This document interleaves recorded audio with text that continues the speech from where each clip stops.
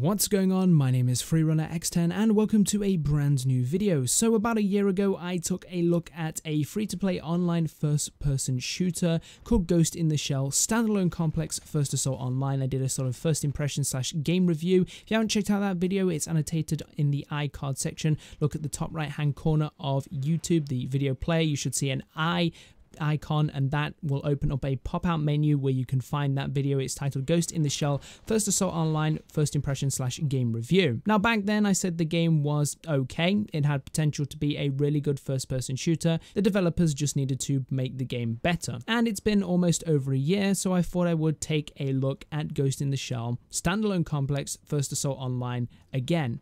Now, it recently had a massive update which changed a few mechanics, so I will be going over them. I was aware of this beforehand, but I was actually just, notified to make a video on it by someone. Gabriel Ameo was basically like, if you're still interested, Ghost in the Shell got updated with new mechanics, characters, balance changes, and a few bits of promotional stuff. So I thought I'd just, check out Ghost in the Shell and see how it's doing, because my first impression of the game was, it's okay, but it does have its problems and it does need improving.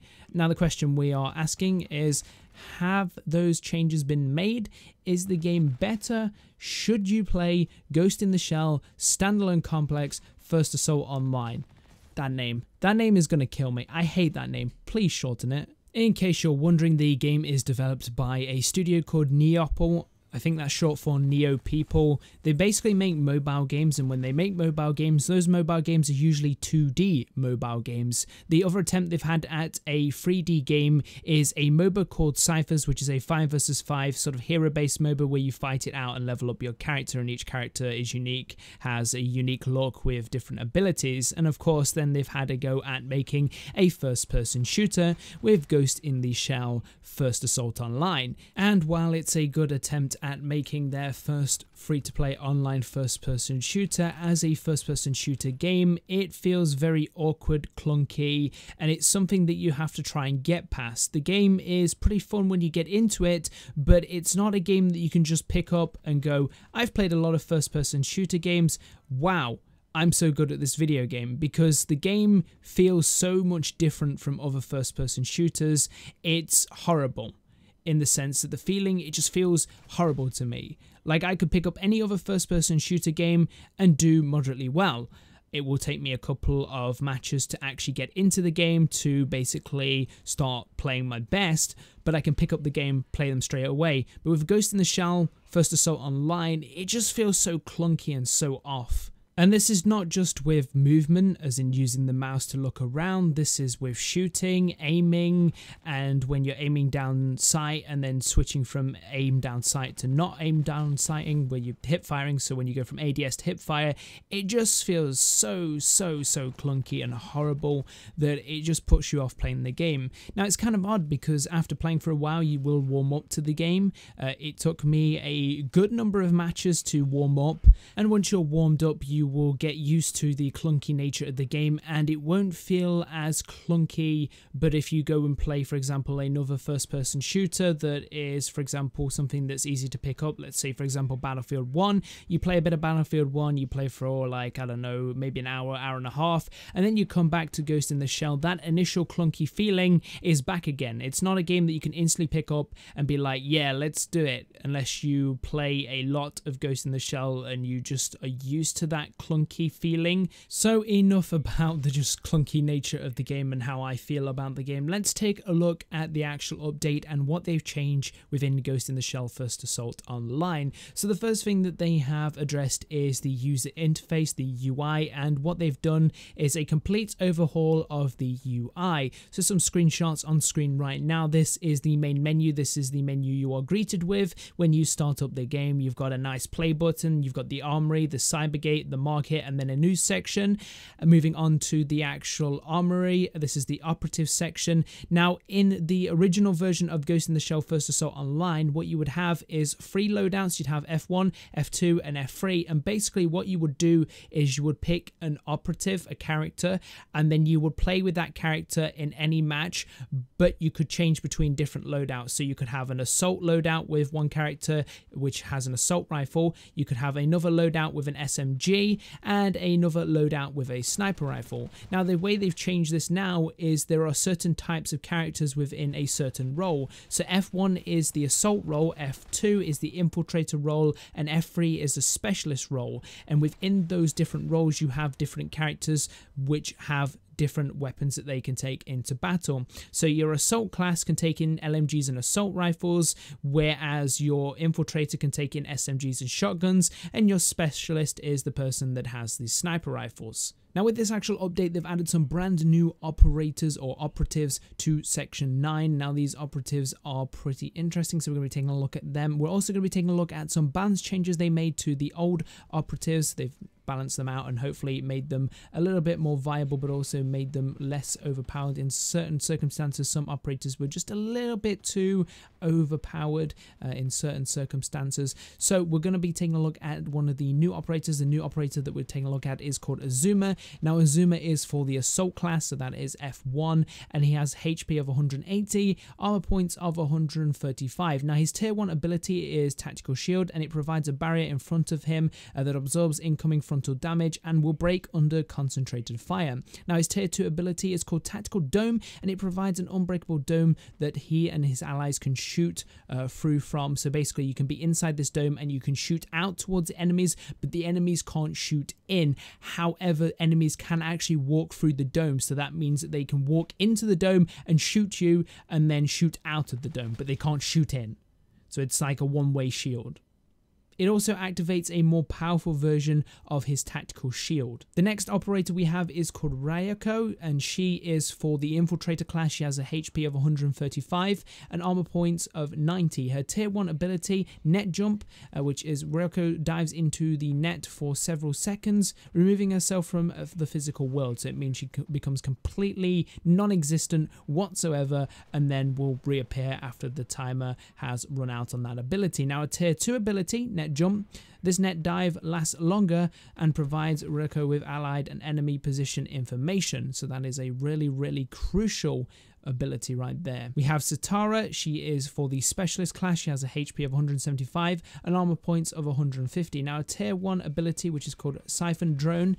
Satara places a hovering drone that will attack an enemy that enters the zone in control. Now tier 2 ability of Siphon Drone. This upgraded drone can be repositioned after deployment. It's more durable and patrols a wider area, so it means you can put it in multiple locations, whereas the tier 1 ability you can only put down in one area, and it's quite weak in comparison to the tier 2 ability. So that's the new operatives. They look really interesting and pretty cool. Now we're going to take a look at the operative changes, Operative 2.0, where they've basically, the operatives have gone under some minor and major changes depending on who they are. They've also, you know, had some changes based on their class assignment, but we're going to go over those changes right now. So Bot2, his HP is 200, his armor points are 150, don't know whether that's the same or changed. His arm launcher no longer deals damage to himself. Tier 1 rocket deals 250 maximum damage, and his tier 2 has been changed to fire 4 rockets in quick succession.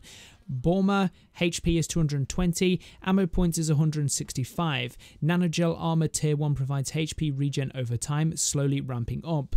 Does not increase maximum HP, does not have an activation animation. Tier 2 provides up to a maximum of 200 bonus HP. Ishikawa has HP of 220, armor points of 125. Cyber Sentry now covers 360 degrees and provides ammunition to nearby allies. Tier 2 will fire rockets that deal splash damage at enemies. Matoku, HP 150, armor points 100.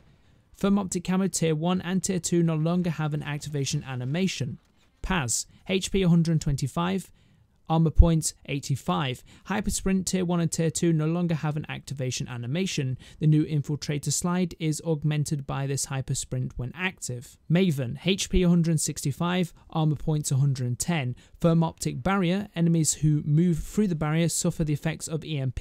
Both tier 1 and tier 2 barrier size has been increased significantly. Kuru, HP 175, armor points 100. Tier 2 EMP radius has been increased significantly for their EMP ability. Sato, HP 150, armor points 150. Heat sensor, time between pulses increased. Tier 1 no longer has an activation animation. Togusa, HP 125, armor points 125. Seeker drone tier 2 spawns 3 drones. do apologize if I pronounce the name of those operatives incorrectly. It's not something I'm good at, pronouncing names of people that I don't really know, but I'm going to hopefully redeem myself. We're going to take a look at the actual operative classes. As I told you, there were loadouts within Ghost in the Shell First Assault Online, but now they've changed to classes. We have the Assault class, the Infiltrator class, and the Specialist class, and we're going to go over what these classes do and what the benefits are to these classes and what the drawbacks are to these classes. So the Assault class characters all feature high hit points, HP, and armor points, AP, making them the most durable operatives to bring into battle. They also tend to move a lot slower than other Section 9 operatives being on the front line. The Assault class uses assault rifles and machine guns, MGs, to do battle. Now the operatives you can get for this class are Batu, Borma, Ishikawa, and Azuma. The Infiltrator class. The Infiltrator class features low HP and AP levels but faster sprint speeds and the useful slide mechanic activated by pressing the crouch key when sprinting. Now this can be a problem because obviously the crouch key by default is on control, so you probably want to put it on the Q key, and that's what I use for CS. I feel that Q is really good for crouching in games that don't have a Q and E lean feature, so definitely, you know, make sure it's on a key that you can use because that sliding mechanic does actually help quite a lot. There are only operatives that have the skill to fire while sprinting at full speed. These operators rely on their speed, stealth, or disruptive abilities to outplay their opponents. Close range combat is what the Infiltrator excels at, so they focus their skills using submachine guns and shotguns. Now the operators for this, you have Motoku, Paz, Maven, and Ryoko. Specialists. The specialist roles provide more unannounced abilities to assist their teammates through the area denial and information gathering. Their stats values are average across the board, but they can traverse terrain in interesting ways using double jump. Specialist operatives provide long-range support with sniper rifles, assist their allies in close quarters with personal defense weapons. The operatives you have for this are Seato, Togasa, and Sitara. I do apologize if I pronounce the names incorrectly. I know I did say them differently from the first time I said their names, so I do apologize. I'm not very good with names. Now, in case you're wondering, they have actually changed the damage models for some of the weapons. There is a whole list of this. It's linked in the description below if you'd like to check it out. It is titled Weapon Stats Adjustment. You can check out the full list and forum post on all of the adjustments they've made to every single weapon within the game, but basically all you need to know is they've adjusted the weapons to be in line with this new class-based system. For example, shotguns and sniper rifles damages have been increased to compensate for the overall HP increase for all of the operatives. They've also added a new weapon, the MG33A, and that is priced at 237,250 GP. Now, Tier 1 abilities and Tier 2 abilities are on different keys. So if you want to activate your Tier 1 ability by default, it is on the E key. And if you want to activate your Tier 2 ability by default, it's on your Q ability. Now, in order to sync skills and download them, is now bound by default to the F key. And also hacking the Tachikoma, little robot spider thing, is bound to the F key by default. Now, if your allies actually have a fully charged Tier 2 ability, they will now be highlighted in yellow, and you can see them through the walls with this brand new highlight to show off that they've got a Tier 2 ability ready to use. There's also a number of other gameplay changes which are very minor. For example, new players will unlock Borma as a free permanent character,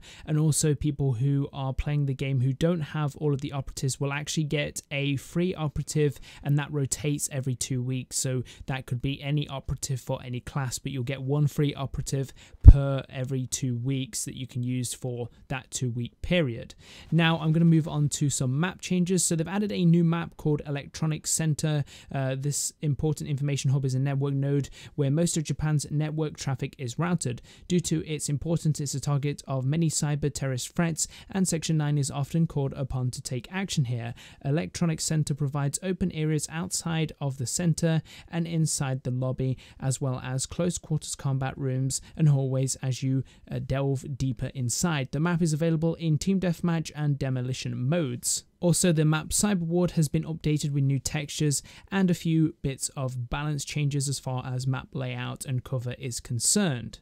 Now, something they've actually done is they've actually changed certain maps which are available within Team Deathmatch and Elimination. So the way they've done it now is within Elimination you can play Port, Dubbing Site and Urban City, but in Team Deathmatch you can no longer play Port, Dubbing Site and Urban City. They're not part of the Team Deathmatch map pool, which is a bit disappointing. So that means there's not really that many maps for Team Deathmatch, but there are now some maps for Elimination. In case you're wondering what the difference is between Team Deathmatch and Elimination, Team Deathmatch is where you respawn, Elimination is where you don't. It's a sort of round based where you play one round, you die in that round, you have to wait for the next round, and it's the first team to get 6 points. So Team Deathmatch is up to a certain score, and Elimination is up to 6 points, and you basically have 1 life per round. They've also added some more cosmetic items to the cash shop, and they've also done a ton of bug fixes. If you would like to check out this patch notes, the gun balance patch notes, as well as the bug fixes patch notes, I've linked all 3 patch notes in the description below, so you can go ahead and check them out in their full detail. But all you need to know is the game has changed quite a bit. So what do I think of these changes? Well, the changes are pretty cool. I like the idea of this class system where you have certain operators within a class, and these classes have specific roles. However, my main problem with Ghost in the Shell is not the mechanics outside of the first person element, it's to do with the actual first person element. The gunplay for Ghost in the Shell is horrible. For me personally, I don't like it, it just feels clunky, and that is a big problem. If they can make the actual first person element of the game feel much more smoother, better, then maybe Ghost in the Shell would be worth your time. I can only really recommend this game if you're somebody who likes the Ghost in the Shell franchise and you want a first person shooter to play that's sort of futuristic, but other than that, there are better first person shooters out there. Ghost in the Shell still has a long way to go for it to be a good game, and for me, the first person elements of the game are just something that are really holding the game back. It just feels so clunky, and I just don't like it. That might be me personally. You may find that the game is perfect, but for me personally, I don't like it as a first-person shooter game. It just doesn't feel right in first person. It's not like a game like, for example, Battlefield 1, Tom Clancy's Rainbow Six Siege, Counter-Strike, that I can just pick up and play and feel as if the game is perfect in every way. The only thing that lets me down is my mechanical skills. It just feels like the game is just clunky and ugh. Let me know what you think about Ghost in the Shell First Assault Online. What do you think about this new update? Is it good? Do you like it? Has it made the game better? Has it made the game worse? What do you think of the new map? Let me know down in the comment section below. If you'd like to see more content like this or more content by me, then don't forget to hit that subscribe button, and don't forget to leave a like. You can also leave a dislike. That's always welcome. Let me know what you thought about the video in the comment section below, and as always, I will see you in my next video.